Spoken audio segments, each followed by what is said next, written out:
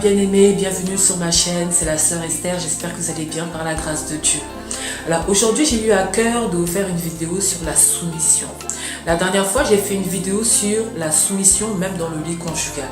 Mais là j'ai eu à cœur de continuer sur la soumission. Avant d'aller plus loin, j'aimerais le mettre en prière. Amen. Père éternel, je loue et je glorifie ton nom encore pour ce moment merveilleux encore que tu me permets de passer, Seigneur, en compagnie, Seigneur, de tes enfants. Seigneur, je bénis ton nom, Seigneur. Prends le contrôle encore de ce moment, Père éternel. Ne venons pas, Seigneur, pour la gloire d'un homme ou d'une femme, mais nous venons, Seigneur, pour ta gloire, Père éternel. Prends le contrôle de ce moment, glorifie ton nom, enseigne-nous, parle-nous, éternel. Oriente-nous, Père éternel, afin que nous puissions, Seigneur, marcher selon ta parole, dans le nom de Jésus-Christ. Amen, amen, amen. Alors en fait j'ai voulu faire cette vidéo parce que suite à la vidéo que j'avais fait sur la soumission conjugale, et je voulais vous faire un petit peu mon témoignage encore concernant la soumission. Et c'est vrai que le Seigneur m'utilise dans ce sens-là parce que ma vie est un témoignage en fait, et vraiment je rends grâce à Dieu par rapport à ça. Et c'est ces témoignages qui me permet en fait de faire ces vidéos par l'expérience en fait que j'ai pu avoir. Amen. Et suite à la vidéo que j'avais fait sur la soumission même dans le lit conjugal, je voulais vous témoigner un petit peu l'expérience que j'ai vécue dans mon propre couple en fait. Et donc suite à cette vidéo là, il y a beaucoup de choses qui ont changé. En fait, je me suis rendu compte que je n'étais pas une femme soumise. Et c'est très dur en fait parce qu'on se croit en tant que femme soumise. À travers le témoignage que je vous avais donné sur la soumission même dans le lit conjugal, en fait, rien que d'avoir changé en fait ma position même dans le lit conjugal a changé beaucoup de choses physiquement que spirituellement en fait. Et vraiment, je suis pleinement épanouie. Et je pensais pas en fait que la soumission en fait pouvait m'épanouir autant. Parce que je pensais être une femme soumise. J'ai demandé à mon mari est-ce qu'il pensait que j'étais une femme soumise. Et mon mari m'a dit non. Et il m'a donné des points en fait qui montraient que j'étais pas une femme soumise. Et donc j'ai parlé avec mon mari pour qu'il puisse en fait m'éclairer par rapport à comment il voyait une femme soumise. Et je vous cache pas que ça m'a beaucoup aidé. Parce qu'on a pu remettre en fait, on a pu faire le point en fait sur ce qu'était une femme soumise et sur ce que en fait mon mari attendait en fait d'une femme soumise. Et cela m'a vraiment éclairé et m'a redonné une autre image de la femme soumise parce que je pensais l'être. Mais mon mari me dit tu n'es pas une femme soumise. Donc le fait que mon mari me rappelle en fait que non, me dise que je ne suis pas une femme soumise, ça m'a beaucoup interpellée, ça m'a beaucoup touchée parce que je pensais l'être. Et finalement, j'ai demandé à mon mari, bon, comme tu penses que je ne suis pas une femme soumise, aide-moi à être une femme soumise. Et je vous assure que ça a changé totalement notre couple. Même l'atmosphère de notre maison a totalement changé. Vraiment, chacun de nous a pris sa place. Mon mari a repris sa place et j'ai repris ma place. Et on sent vraiment le changement dans le couple. Il y a vraiment un changement qui est palpable en fait. Et vraiment, je voulais vous témoigner ça parce que aujourd'hui, je me sens vraiment épanouie en tant que femme soumise. Parce que souvent, on dit que les femmes soumises, on a la mauvaise image en fait de la femme soumise, comme une femme qui souffre, une femme qui est malmenée, une femme esclave. Donc, j'aimerais changer en fait cette image de la femme soumise. C'est pas une esclave, c'est pas une femme qui est maltraitée. Mais le Seigneur déjà nous a appelés à être des femmes soumises. Donc déjà, c'est biblique. Mais pas la femme soumise comme le monde le prétend en fait. Pas une femme soumise esclave. Amen. Et vraiment, je me sens vraiment épanouie. Je me sens en fait considérée aussi par mon mari. Parce que quand on est soumise, ça change aussi le comportement d'un homme. L'homme a envie de te faire plaisir, a envie de prendre soin de toi parce qu'il se sent respecté et il se sent à sa place. Et là, vraiment, quand j'ai redonné la place à mon mari et que j'ai repris ma place, je me suis rendu compte en fait que je n'étais pas soumise.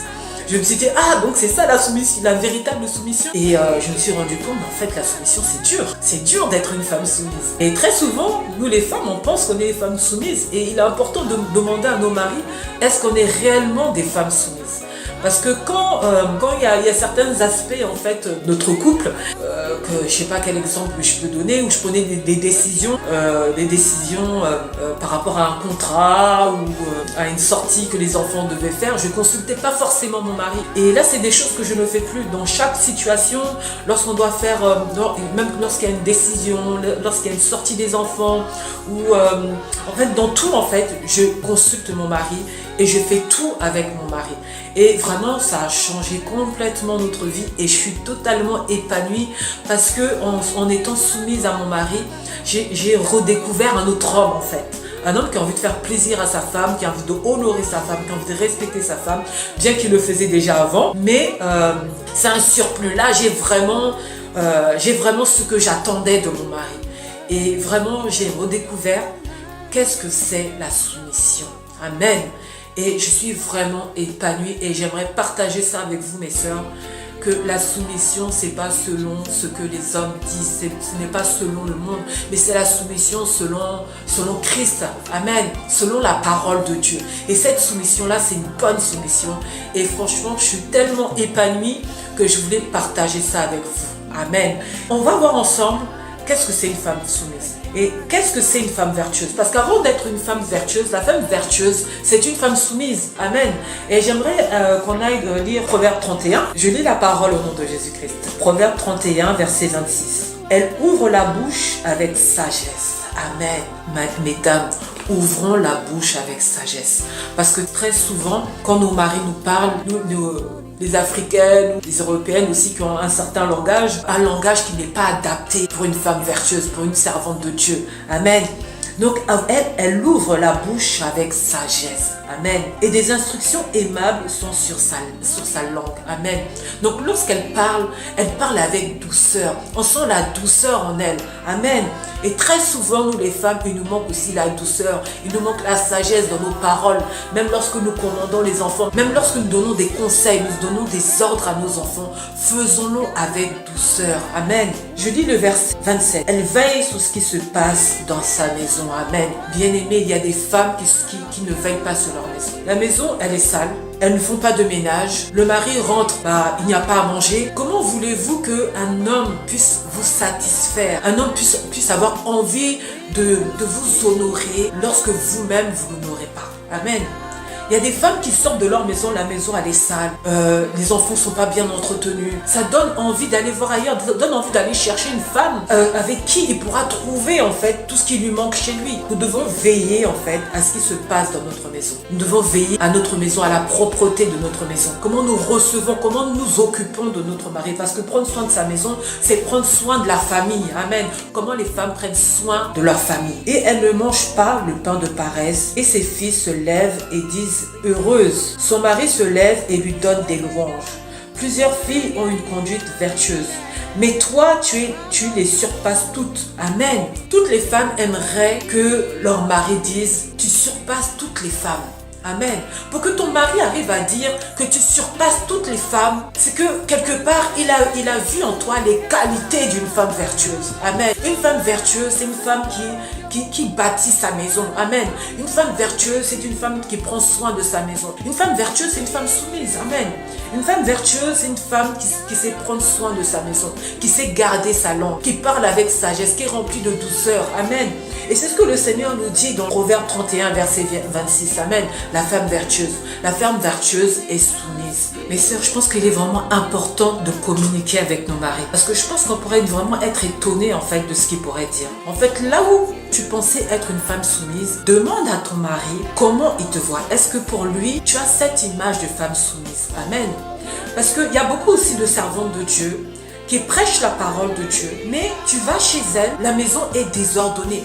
La maison est sale. Et ça ne correspond pas à ce qu'elles prêchent. Ça ne correspond pas à leur image. Parce qu'on peut donner une image de femme vertueuse, mais on ne l'est pas. Et je pense que, je ne sais pas si vous avez déjà vu des femmes qui ont une image de femme vertueuse, mais qui sont bien loin d'être vertueuses et qui peuvent beaucoup étonner. La femme vertueuse, c'est une femme qui est soumise, une femme qui reconnaît sa place. Et très souvent, on voit aussi des maris qui prennent le rôle de la femme. C'est le mari qui fait à manger, c'est le mari qui s'occupe des enfants, c'est le mari qui prend le rôle de la femme. Bien aimé, c'est comme ça qu'on attire l'esprit de Jézabel. Parce que vous pensez que le mari aide. Non, la femme d'abord doit avoir sa place. Elle peut se faire aider par le mari. Mais c'est sa place première, c'est à elle qu'appartient le rôle de veiller sur sa maison et sur ses enfants. Le mari vient soutenir. Mais c'est d'abord nous qui devons soutenir le mari, car la parole de Dieu dit que nous sommes l'aide du mari. Quand Dieu a créé Adam et Ève, la parole de Dieu dit quand il a créé Ève, que Ève est l'aide de son mari et non l'inverse. Donc c'est important en fait de remettre les choses à leur place. Parce que parfois nous donnons à notre mari le rôle d'Akab et nous prenons le rôle de Jézabel. C'est plus l'homme qui commande, mais c'est la femme qui commande au foyer. C'est comme ça en fait qu'on attire l'esprit de Jézabel. Et je pense que c'est important de revoir sa place. Je pense qu'il est important de communiquer. J'ai vu une expérience de soumission dont je n'imaginais pas. Je pensais pas m'épanouir dans la soumission comme aujourd'hui. Et je pensais être soumise. Mais aujourd'hui, le Seigneur, en fait, m'a montré une autre image de soumission que je ne connaissais pas. Et quand j'ai donné ma vie à Christ, le Seigneur disait toujours, sois soumise. Dieu se glorifie dans la vie des femmes en étant soumise. Amen. C'est comme ça que Dieu se glorifie. Le Seigneur peut nous utiliser puissamment. Tu peux avoir le don de prêcher la parole avec puissance. Tu peux avoir le don de miracle. Tu peux avoir tous les dons que tu veux. Mais le jour où tu vas mourir, tu vas être surpris de ne pas être dans la présence de Dieu. Parce que tu n'as pas été cette femme soumise. Et ça, c'est le premier rôle que le Seigneur nous appelle. Le premier rôle de la femme, c'est la soumission. Une femme qui n'est pas soumise n'est pas agréable à Dieu. Amen.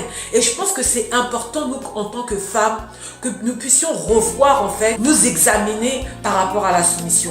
Parce que très souvent, nous nous pensons soumises, mais nous ne le sommes pas. Et j'invite toutes les sœurs à demander à leur mari, qu'elles demandent à leur mari, elles seront vraiment surprises. Et je pense que c'est important de prendre les aspects, en fait, que nos maris auront pu noter vis-à-vis de nous et qui font que nous ne sommes pas des femmes vertueuses, que nous ne sommes pas des femmes soumises. Et c'est ça qui va nous permettre d'être véritablement des femmes soumises. C'est ces femmes-là que le Seigneur utilise puissamment. Amen. La femme vertueuse, on la reconnaît dans son caractère, son langage. On la reconnaît dans sa manière de se vêtir aussi. On peut que sortir ce qu'on est. Donc si tu as tous les fruits de l'esprit qui définit la femme vertueuse, la femme soumise, ça doit aussi se refléter à l'extérieur. Et nous allons voir dans le livre de 1 Timothée comment le Seigneur voit l'habillement de la femme vertueuse. Amen. 1 Timothée 2, verset 9. Je veux aussi que les femmes soient vêtues d'une manière décente.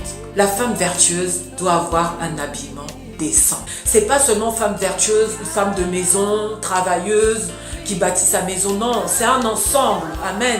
La femme vertueuse, c'est dans le caractère, dans le comportement, mais c'est aussi dans son habillement, on reconnaît la femme vertueuse. Amen.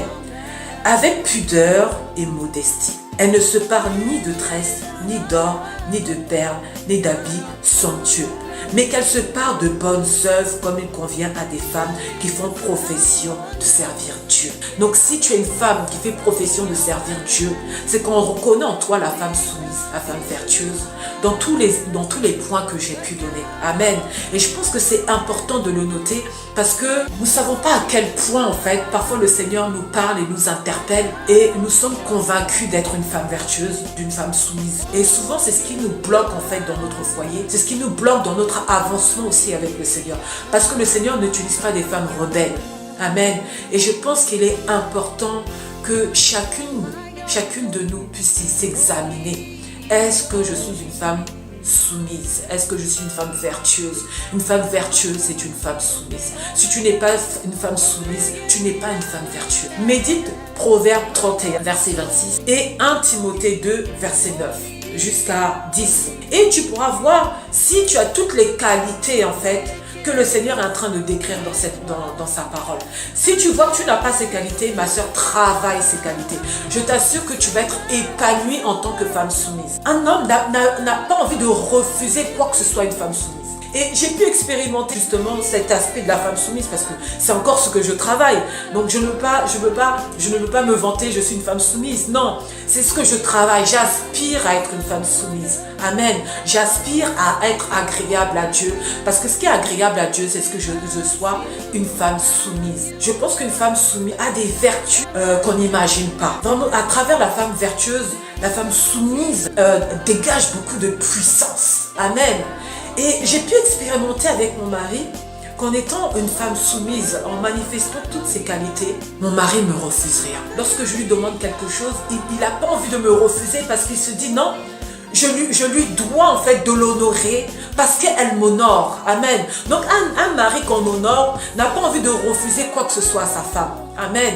Et je pense en fait que le secret de la femme se trouve dans la soumission. La puissance de la femme se trouve dans la soumission. Que ce soit dans le service ou dans la vie conjugale, la puissance de la femme se trouve dans la soumission. Et j'invite vraiment toutes les sœurs à s'examiner parce que le Seigneur nous interpelle. Est-ce que nous sommes des femmes soumises véritablement? Le Seigneur nous interpelle à revoir en fait, à nous examiner en tant que femmes soumises. J'aimerais terminer en fait ce moment par la prière. Prier en fait pour que le Seigneur nous soutienne, nous en tant que femmes, nous soutienne en tant que femmes à être des femmes vertueuses, des femmes soumises à leur mari. Amen. Donc j'aimerais prier pour clôturer ce partage. Amen. Père éternel, je loue et je glorifie ton merveilleux nom. Merci pour ta fidélité, Père éternel. Merci Père éternel parce que tu parles tantôt d'une manière et tantôt d'une autre. Merci Seigneur pour la grâce que tu nous accordes encore Seigneur. De pouvoir Seigneur être connecté à ta parole. Père, nous prions Père éternel. Je prie Père éternel que tu puisses aider mes sœurs, Père éternel, être les femmes de Proverbe 31, des femmes qui bâtissent, Père éternel, des femmes vertueuses, des femmes soumises au éternel. Je prie, Père éternel, que tu puisses toucher la vie de mes sœurs. Je prie, Père éternel, que tu puisses les interpeller, que tu puisses les toucher, Père éternel, qu'elles prennent conscience, au éternel, de la puissance qui se dégage, Seigneur, en tant que femmes vertueuses, des femmes soumises, Père éternel. Père, je remets chacune de mes sœurs entre tes mains. Seigneur, que ce partage leur soit bénéfique, que ce partage soit un partage rempli de bénédictions pour mes sœurs et que, Seigneur, qu'il y ait un changement total dans leur couple. Dans le nom puissant de Jésus-Christ, j'ai prié. Soyez bénis, mes sœurs, et ceux qui ont des oreilles, écoutent ce que l'Esprit dit aux églises. Soyez bénis.